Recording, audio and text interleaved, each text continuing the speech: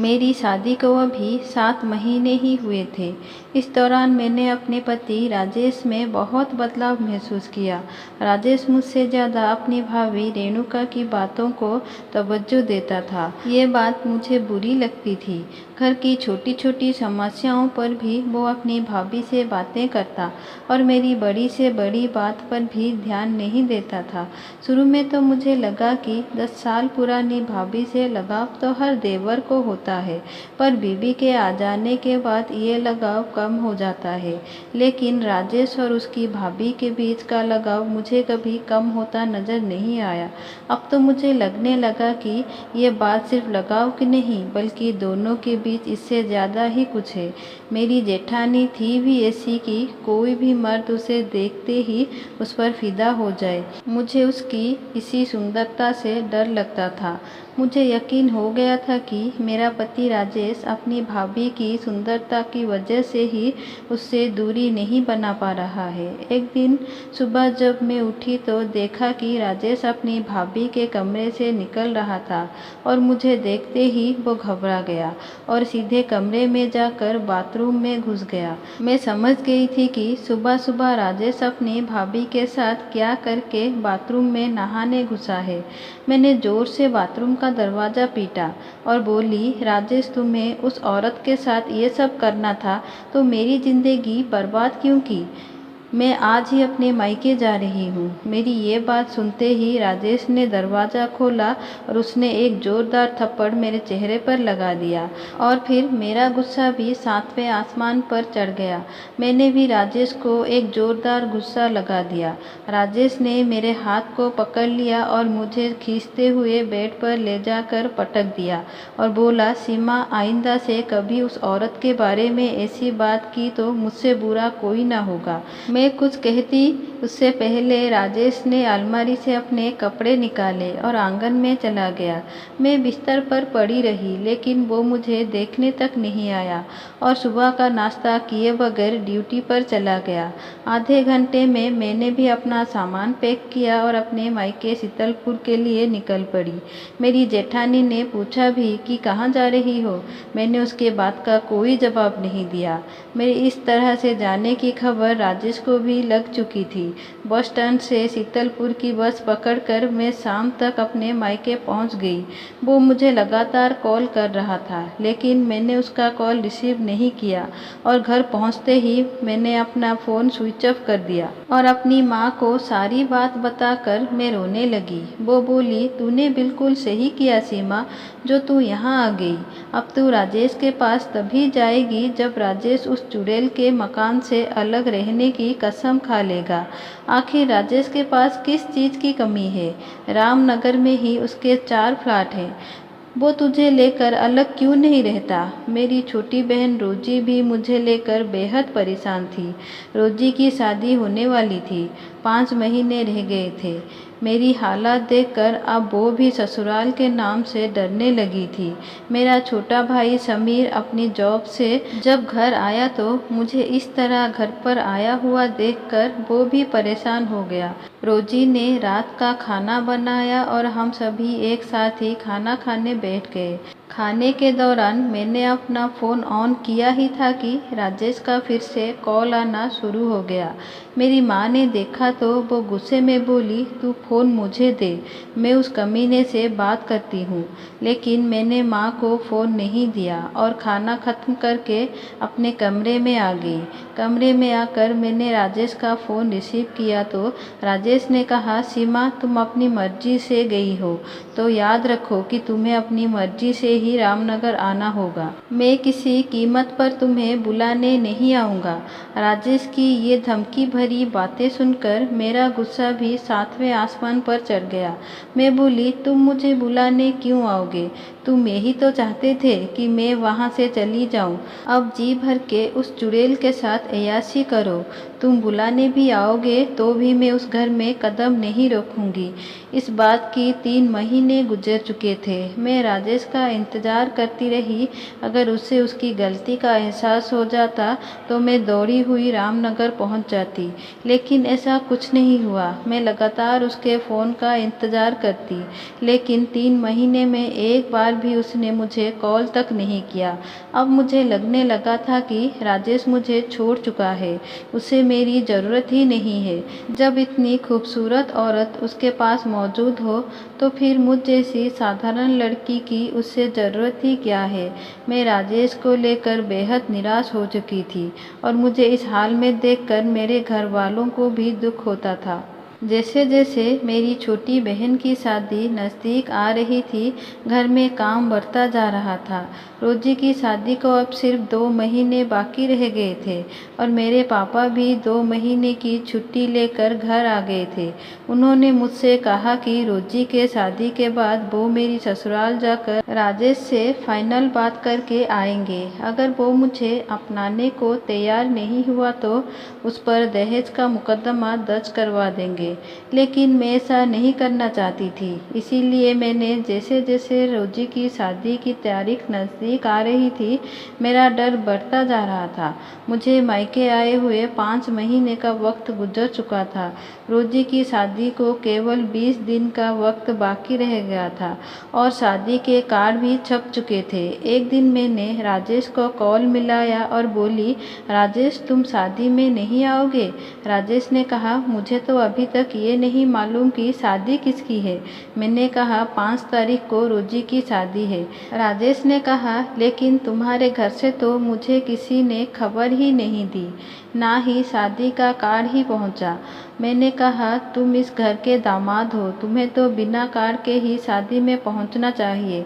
राजेश ने कहा, तुम्हारे घर वाले अगर मुझे दामाद समझते तो ज़रूर खबर करते, लेकिन ना तो तुम्हारे पापा ने मुझे कॉल किया और ना ही तुम्हारी माँ ने। मैंने कहा मैं तुमसे कह रही हूँ, क्या इतना काफ़ी नहीं है? राजेश ने कहा, ठीक है, मैं शादी वाले दिन शीतलपुर पहुंच जाऊंगा। रोजी की शादी की सुबह उठकर मैंने पीली साड़ी पहन ली। ये साड़ी मुझे राजेश ने ही गिफ्ट दी थी। उसे ये साड़ी सबसे ज़्यादा पसंद थी। मुझे उम्मीद था कि राजेश दोपहर तक शीतलपुर आ जाएगा और बारात के जाने के बाद उसे रात को यहीं रुकना पड़ेगा। जब वो रात भर मेरे साथ रहेगा तो उसका दिमाग ठिकाने आ ही जाएगा। मैंने सुबह ही राजेश को फ़ोन लगा दिया, लेकिन उसका कोई जवाब नहीं आया। सुबह से शाम हो गई, लेकिन ना तो राजेश आया और ना ही उसका कोई कॉल आया। मैं बेहद मायूस हो गई। देर रात तक रोजी खुशी खुशी विदा हो गई और मैं दुखों का पहाड़ सीने में लिए हुए अपनी माँ से लिपट कर रोने लगी।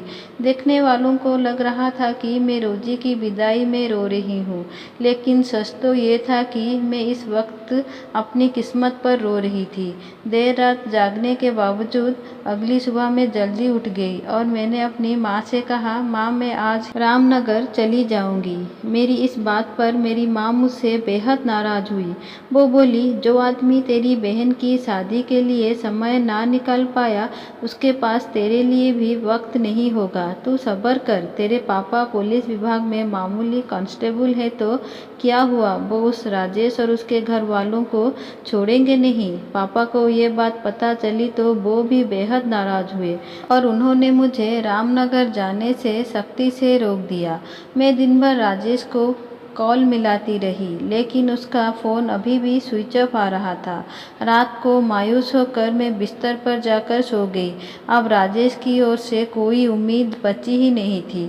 मुझे पूरा यकीन हो गया था कि जल्दी ही मेरा और राजेश का रिश्ता हमेशा के लिए ख़त्म हो जाएगा। लेकिन तभी अचानक से मेरे फ़ोन की घंटी बजी। राजेश का ही फ़ोन था।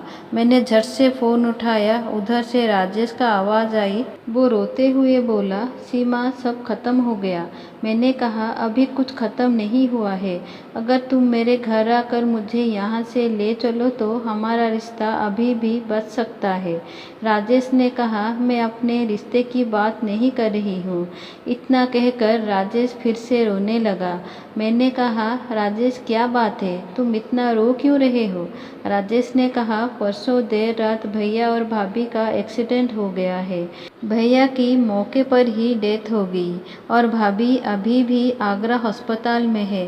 राजेश के मुंह से ये बात सुनकर मेरे तो होश ही उड़ गए। फ़ोन कटने के बाद मैंने घर में ये बात सबको बताई तो मेरे घर में भी मातम पसर हो गया। मेरी वजह से मेरे घर वाले राजेश के भैया और भाभी से नफ़रत करते थे, लेकिन जब उन्होंने दोनों के इस एक्सीडेंट के बारे में मुझसे सुना तो उन लोगों की सारी नफ़रत ख़त्म हो गई और पापा ने तुरंत ही मेरे छोटे भाई समीर को बुलाकर आगरा के लिए गाड़ी बुक करने को कह दिया। सुबह के 4 बजे तक हम लोग आगरा अस्पताल में पहुंच चुके थे। मेरी जेठानी की हालत बेहद ही नाजुक थी। मेरी जेठानी को बच्चा नहीं हो रहा था। तमाम तरफ से वो इलाज करवाने के बाद वो लोग अलग अलग मंदिरों में मन्नत के लिए जा रहे थे। 2 दिन पहले ही दोनों पति पत्नी तिरुपति बालाजी दर्शन के लिए गए थे और वापसी में उनका कार का भयंकर एक्सीडेंट हो गया। जेठ जी तो मौके पर ही ख़त्म हो गए और कल उनका पोस्टमार्टम होकर अंतिम संस्कार भी हो गया, लेकिन जेठानी अभी भी कोमा में थी। कुछ दिनों तक मेरी जेठानी का इलाज चलता रहा। मेरे घर वाले शीतलपुर जा चुके थे। अब अस्पताल में मेरी जेठानी केवल मेरे भरोसे ही थी। राजेश सुबह ड्यूटी चले जाते और रात को ड्यूटी से लौटते वक्त अस्पताल से होते हुए घर जाते। मैं अस्पताल में रहकर दिन रात अपनी जेठानी की सेवा में लगी रहती। ये देखकर राजेश का बर्ताव भी बदल गया था। वो फिर से मुझसे बेहद प्यार करने लगा था। मुझे अस्पताल में रहते हुए 1 महीने बीत चुके थे। अब तो अस्पताल ही मेरा घर हो चुका था। इस बीच मेरी जेठानी की सेहत में इतना सुधार जरूर हुआ था कि वो होश में आ चुकी थी। उन्हें उनके पति के मरने का पता भी चल चुका था, लेकिन किसी से कुछ बोल पाने की स्थिति में वो नहीं थी। 2 महीने बाद डॉक्टर्स ने उन्हें छुट्टी दे दी और मेरी जेठानी घर आ गई। मेरी ससुराल में मेरे सास ससुर दोनों ही नहीं थे। मैं जब ब्याह करके रामनगर आई थी तब घर में मेरे अलावा कुल 3 ही लोग रहते थे, राजेश और राजेश के भैया भाभी। मेरी जेठानी रेणुका ही इस घर की मालकिन थी। सब कुछ इन्हीं के देख रेख में होता था, लेकिन अब वही रेणुका भाभी इतनी कमज़ोर लाचार हो चुकी थी कि मुझे उनकी देखभाल करनी पड़ती थी। धीरे धीरे 3 महीने बीत चुके थे। मेरी जेठानी की सेहत में अब काफ़ी सुधार हो चुका था।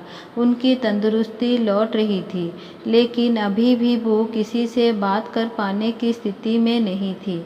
मेरी जेठानी के मायके में कोई नहीं था, इसीलिए उनके हर तरह की सेवा मुझे ही करनी पड़ती। इस बीच मुझे पता चला कि मैं प्रेग्नेंट हो चुकी हूँ, तो ये खबर मैंने सबसे पहले राजेश को ही दी। वो बेहद खुश हुआ और सीधे अपने भाभी के पास जाकर उनके हाथों को चूमते हुए उन्हें ये खुशखबरी सुना दी। मेरी जेठानी कुछ बोल तो नहीं सकती थी, बस उनके चेहरे पर हल्की सी मुस्कान नजर आई। उसका मतलब यही था कि वो बेहद खुश थी।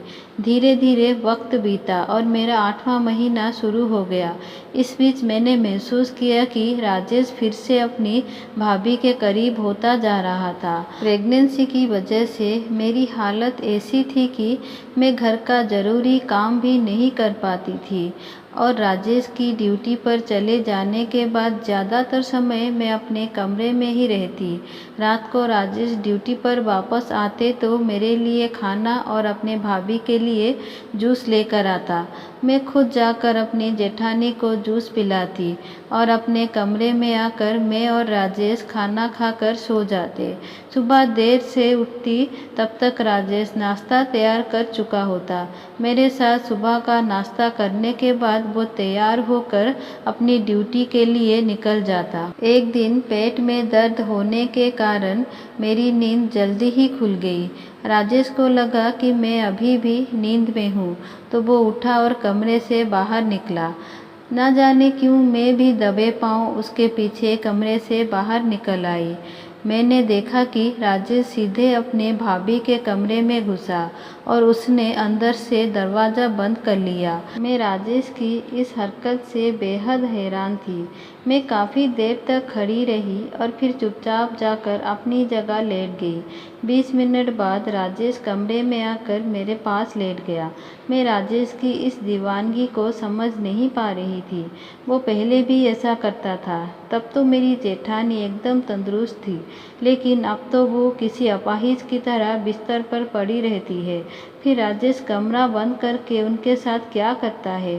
कहीं ऐसा तो नहीं कि रेणुका भाभी पूरी तरह ठीक हो गई हो और बीमार होने का नाटक कर रही हो, ताकि मेरी नज़रों में दोनों की हकीकत छुपी रहे। अपाहिज होने की आड़ में देवर भाभी का रोमांस चल रहा था और मुझे खबर तक नहीं लगी। मैं अगले कुछ दिनों तक सो ही नहीं पाई। मुझे राजेश से फिर से नफरत सी होने लगी थी। मैं रोज़ देर रात को राजेश को रेणुका भाभी के कमरे की ओर जाते हुए देखती। मैं गहरी नींद में सो जाने के बाद राजेश बिस्तर से उठकर अपने भाभी के रूम में जाता और अंदर से दरवाज़ा बंद कर लेता। आधे घंटे के बाद वापस आता तो पसीने से नहाया हुआ होता और मेरे बगल में लेट जाता। मेरा बच्चा होने में अभी 15 दिन और बाकी रह गए थे। मैंने तय कर लिया था कि मैं दोनों की रासलीला अब ज़्यादा दिनों तक बर्दाश्त नहीं कर पाऊंगी। बच्चा होने के बाद तो मैं हफ्ते भर तक कमरे से बाहर नहीं निकल पाऊंगी। इसीलिए बच्चा होने से पहले ही मैं दोनों को रंगे हाथ पकड़ने का मौका देख रही थी।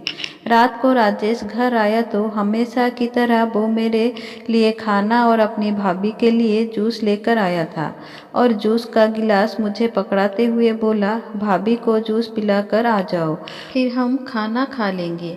मैंने कहा, आज तुम ही पिलाकर आओ, मेरी तबीयत सही नहीं है, मैं सोने जा रही हूँ।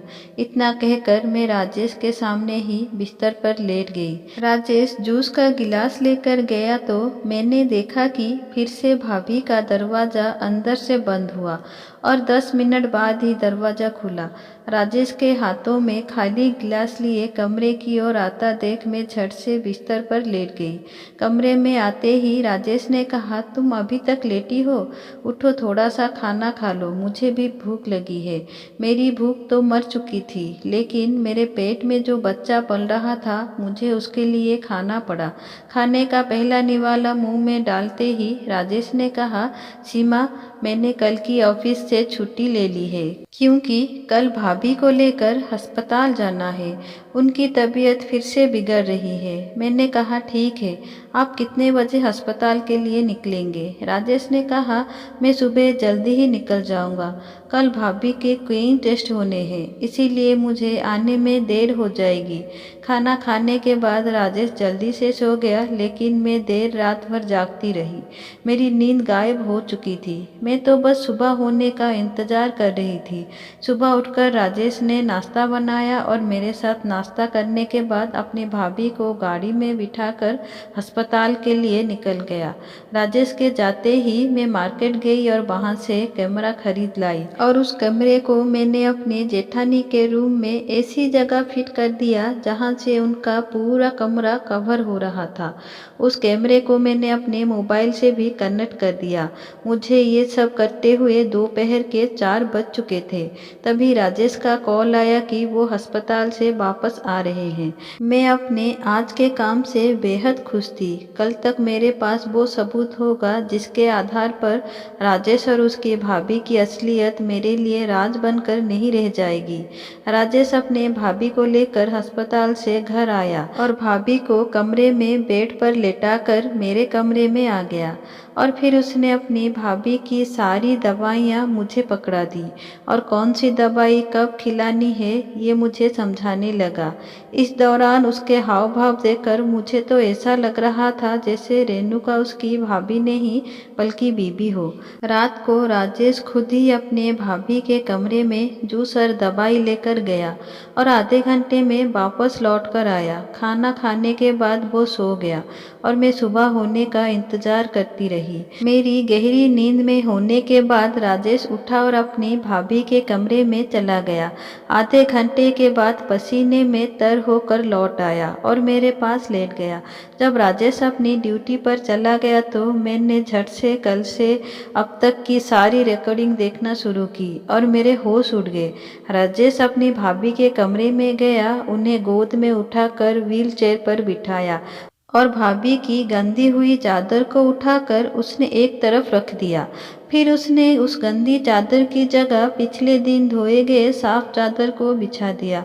फिर गंदी चादर को कमरे के बाथरूम में ले जाकर धोने लगा और फिर उसने धोई हुई चादर को बाथरूम की खिड़की पर ही सुखाने के लिए टांग दिया। फिर उसने अपनी भाभी की सलवार उतारकर उन्हें धोए हुए साफ कपड़े पहनाया और गंदे कपड़ों को बाथरूम में ले जाकर धोने लगा। इस रिकॉर्डिंग को देखने के बाद मेरा रूटीन यही हो गया था कि जैसे ही राजेश अपनी ड्यूटी पर निकलता, मैं अपनी मोबाइल में रेणुका भाभी के कमरे में छुपाई गई कैमरे की रिकॉर्डिंग देखने बैठ जाती और हर बार मुझे राजेश का यही रूटीन नजर आता। राजेश अपनी भाभी के कमरे में उनके साथ जो करता वो या तो कोई पति कर सकता था या कोई बेटा ही अपनी माँ की ऐसी सेवा कर सकता था। एक दिन अचानक मेरी तबीयत खराब हुई और मैं अस्पताल में एडमिट हो गई। 2 दिन बाद ही मैंने एक खूबसूरत बेटे को जन्म दिया और कुछ दिनों में मैं अपनी बेटे को लेकर घर आ गई। इस दौरान मेरी देखभाल के लिए मेरी माँ मेरी ससुराल आ गई थी। एक दिन मैंने अपनी माँ को राजेश और उसकी भाभी वाली वीडियो दिखाई तो माँ ने अपने माथे पर हाथ रख लिया और मुझसे बोली, सीमा तू बहुत नादान है, ये देवर भाभी वाला प्यार नहीं बल्कि कोई पति ही ऐसा कर सकता है। मैं तो आज शीतलपुर के लिए निकल रही हूँ, कुछ दिनों बाद तू भी शीतलपुर आ जाना। मैं तुझे अब और यहाँ नहीं रहने दूंगी। जिस दिन मेरा लड़का 1 महीने का हुआ उसी दिन मेरी जेठानी की तबीयत ज़्यादा बिगड़ गई। अगले दिन अस्पताल में उनकी मौत हो गई। रेणुका भाभी की मौत से राजेश बिल्कुल टूट सा गया। ऐसा लग रहा था जैसे राजेश की सगी माँ की डेथ हुई हो। कुछ समय बाद एक दिन मैंने राजेश का मूड देखकर उससे पूछ लिया। मैंने कहा, राजेश अब तो भाभी इस दुनिया में नहीं है और मैं जानती हूँ तुम उनसे बेहद प्यार करते थे। इतना प्यार तो कोई बेटा भी अपनी माँ से नहीं करता। तुम उनके गंदे कपड़े अपने हाथों से धोते थे, आखिर क्यों? राजेश ने मेरी तरफ देखा और गहरी सांस ली। थोड़ी देर की खामोशी के बाद बोला, मैं और मेरे बड़े भैया सतीश ने बचपन में बहुत कुछ झेला था। मेरी सगी माँ बचपन में ही मर गई थी और मेरे पापा ने दूसरी शादी कर ली थी। मेरे पापा के मौत के बाद मेरी सौतेली माँ ने मेरे पापा की पूरी प्रॉपर्टी को हड़प लिया और हम दोनों को दर दर की ठोकरें खाने पर मजबूर कर दिया। मेरे भैया ने मजदूरी करके मुझे पढ़ाया लिखाया। 10 साल पहले मेरे बड़े भैया ने रेणुका भाभी से शादी की, जो अपने माँ बाप की इकलौती बेटी थी। रेणुका भाभी के माँ बाप भी उन्हें छोड़कर इस दुनिया से जा चुके थे। भाभी के पास जो भी संपत्ति थी वो सब उन्हें मेरे भैया के हवाले कर दी और उन्होंने मेरी माँ की तरह मेरी परवरिश की। मैंने अपनी सगी माँ को तो नहीं देखा था, लेकिन भाभी ने सगी माँ की कमी पूरी कर दी थी। 5 साल पहले मुझे निमोनिया हो गया था और महीनों तक मैं बिस्तर पर ही पड़ा रहा। इस दौरान मेरा ख्याल मेरी भाभी ने ही रखा था। अगर कोई दूसरी औरत होती तो वो मेरे गंदे कपड़ों को हाथ भी नहीं लगाती, लेकिन रेणुका भाभी अपनी बेटे की तरह मेरे गंदे बिस्तर को साफ करती, मेरे कपड़ों को धोती। उनकी देखभाल की वजह से मैं आज मौत के मुंह से वापस आ गया, लेकिन मेरी देखभाल में इतनी ताकत नहीं थी, इसीलिए मैं अपनी भाभी को बचा नहीं सका। इतना कहकर राजेश मेरे कंधों पर सर रखकर रोने लगा। उसकी ये हालत देखकर मुझे भी रोना आ गया। साथ ही राजेश को लेकर मेरी सारी गलतफहमियां भी दूर हो गई। मैं खुद को बेहद खुशनसीब समझने लगी। मुझे राजेश जैसा पति मिला। मैंने अपनी माँ को तुरंत फ़ोन मिलाया और बोली, माँ मैं अब शीतलपुर नहीं आऊँगी। अब मेरी ज़िंदगी बहुत खुशी से चल रही है। इस कहानी में ये सीख मिलती है कि शक इंसान को कहीं का नहीं छोड़ता। कई बार हम जिन चीज़ों को सच समझ लेते हैं उनके पीछे की वजह बिल्कुल अलग ही होती है। इसीलिए सिर्फ शक के बिना पर ही आखिरी फैसले तक पहुंचना हमारी बेवकूफ़ी ही साबित होती है। इस बारे में आपकी क्या राय है, हमें कमेंट बॉक्स में ज़रूर बताइए। उम्मीद करती हूँ आपको हमारी कहानी पसंद आई होगी। अगर आपको हमारी कहानी पसंद आई है तो वीडियो को लाइक करें और चैनल पर नए हैं तो चैनल को सब्सक्राइब करें। और हाँ, नोटिफिकेशन बेल को ज़रूर दबाइए ताकि अगली अपडेट सबसे पहले आपको मिले। मिलते हैं अगली वीडियो में। अपना ख्याल रखिए और हमेशा मुस्कुराते रहिए। धन्यवाद।